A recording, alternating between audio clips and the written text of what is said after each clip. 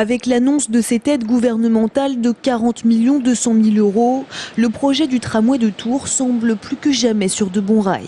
9e subvention allouée sur 15 projets d'investissement comparables en France. Tours boucle ainsi quasiment le budget de ce vaste chantier, dont les premiers travaux sont attendus en juin 2010.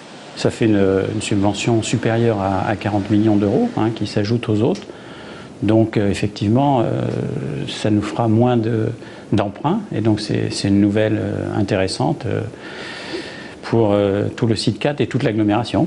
Ça boucle aussi notre plan de financement, donc je pense que ça rassure aussi également toutes les entreprises qui travaillent sur ce gros chantier. En déposant son dossier de candidature au titre du Grenelle de l'environnement et du plan Espoir banlieue, le site 4 comptait séduire à tout prix.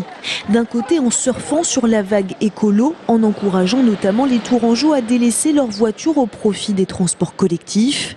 De l'autre en favorisant un tracé proche de quartiers dits sensibles, tels que le Sanitas, la Rabière et l'Europe. À cet égard, 14 millions sur les 40 accordés par l'État le seront dans le cadre de cette politique de la ville.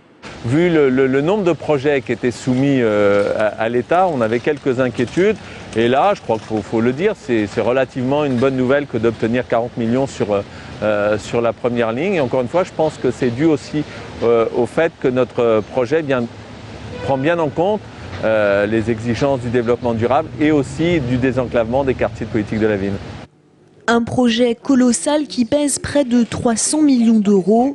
La future première ligne du tramway de Tours est attendue pour 2013. 13 km financés par l'agglomération, la région, le Conseil général et la Caisse des dépôts et consignations. Le syndicat intercommunal des transports en commun de l'agglomération tourangelle a en effet récemment signé un prêt de 100 millions d'euros avec l'institution.